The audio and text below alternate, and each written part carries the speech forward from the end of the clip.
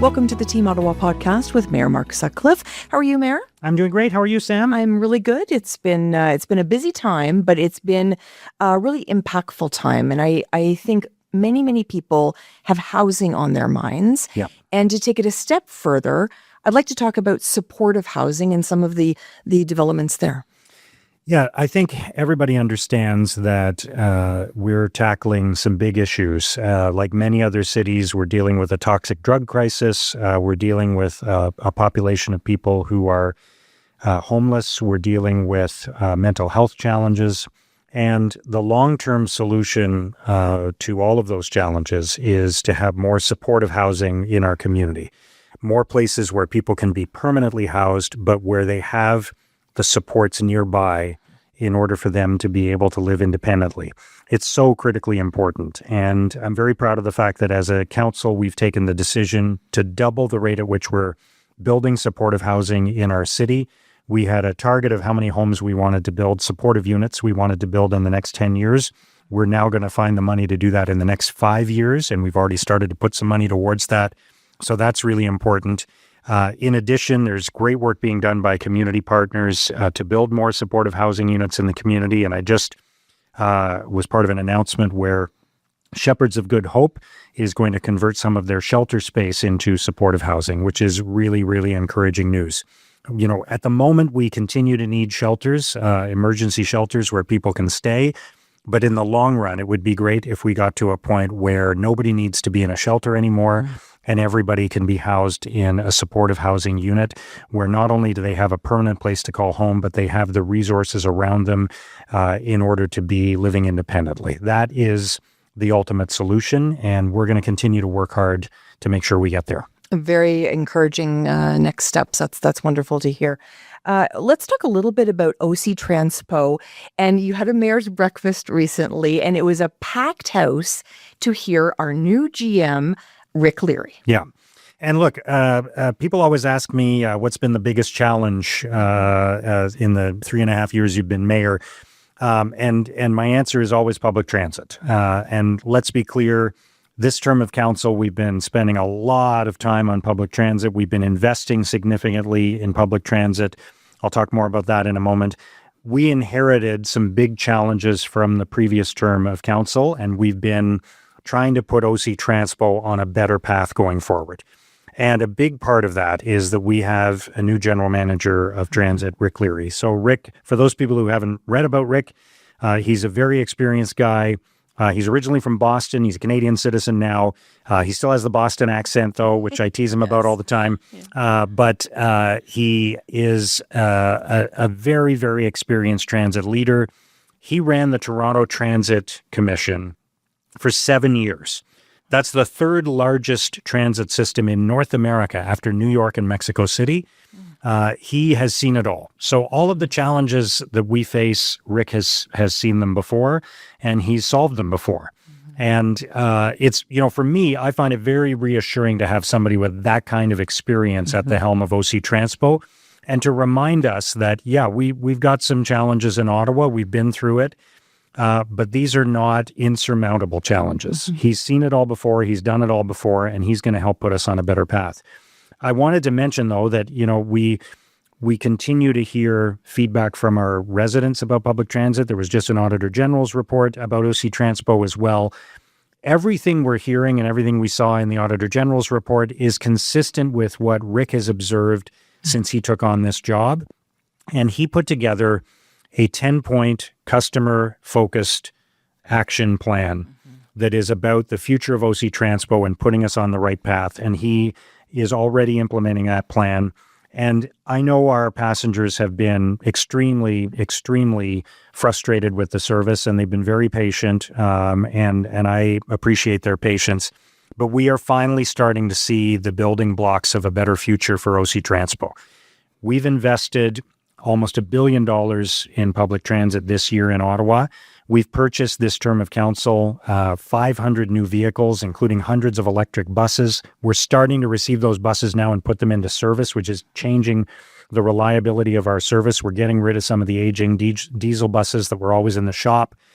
So bus reliability is improving. We're getting closer and closer to being able to test the eastern extension of Line 1.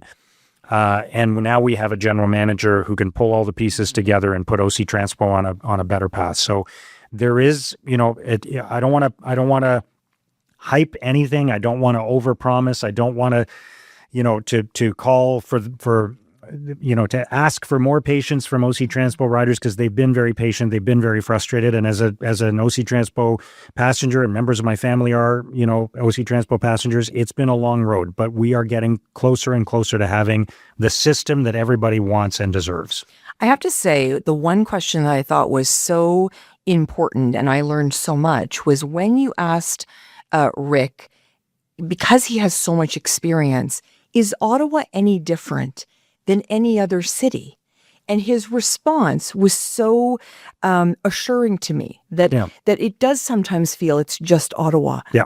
But it's not. It's not. Every major infrastructure project, every transit system goes through challenges when it's first being implemented. These are complex systems. Toronto's been through it. Montreal's been through it. Other cities have been through it. It's been particularly frustrating in Ottawa. And look, we don't need to revisit the decisions that were made in the past that put us on this path. But we are finally getting close to a point where people will have the transit system that they want and deserve. And the pieces are coming together. Buses are getting more reliable.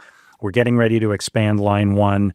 And we finally have, a very, very experienced leader to take us in the right direction. Excellent. Let's head downtown. Downtown is a very obviously important part of the city, the heart of the city in many ways. I want to talk a little bit about some conversations regarding the investment from the federal government, speaking with other Canadian mayors as well. Yeah. Yeah, just tell me a little bit about that. So, I'm part of a group called the Big City Mayors Caucus, which is all the major cities in Canada. The mayors of those cities get together on a regular basis and talk about issues that we have in common, shared priorities. And the mayor of London, Ontario, Josh Morgan, and I, we brought to one of our meetings the subject of the future of downtowns in cities. Every downtown is struggling with issues like the toxic drug crisis, mental health issues, fewer people coming downtown, economic uncertainty. And so, what we're talking about is that the federal government is in a phase right now where they're very focused on building a stronger country. They're doing that through things, they're talking about things like investing in defense and building pipelines and building a more sovereign economy. And we're saying, let's add to that list of how do you build a stronger country? You build stronger downtowns. And if the federal government is willing to partner with us as cities, we're ready to partner with them on investments that will build stronger downtown communities. And I don't think there's anything more important in terms of building a stronger future for Canada than making sure that downtowns of all the major cities in the country, including Ottawa, are strong, that they're robust, they're vibrant. There are lots of jobs, lots of attractions, lots of reasons for people to come downtown, lots of reasons for people to live downtown. So we're ready to work with the federal government on that. And I'll just share one other example of what we're doing. I was at an announcement a few days ago. There's a wonderful new project called the ACE District for the Byward Market in downtown Ottawa, where we have partnered with the BIAs, with Ottawa Tourism, and with the Ottawa Art Gallery to turn downtown Ottawa into a place where art is on display, whether you're inside an art gallery or you're just roaming the streets.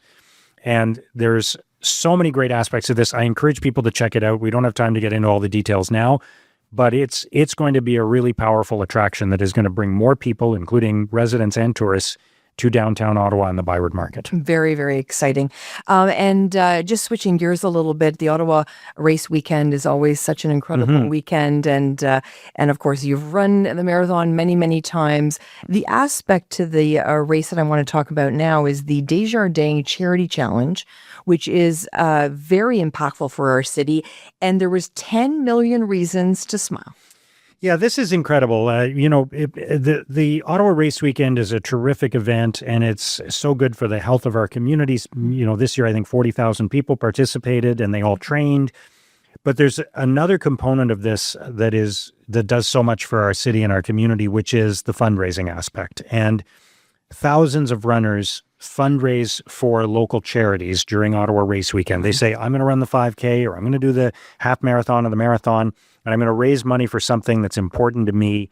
And they do it through the Desjardins Charity Challenge. And since 2015, they've now raised $10 million for the Charity Challenge. And that's money that gets reinvested in the community, reinvested in solutions, in things like cancer research or supporting the most vulnerable. There's some amazing work that gets done because of the money that's raised. You know this from your own experience raising money for local charities, how important that is.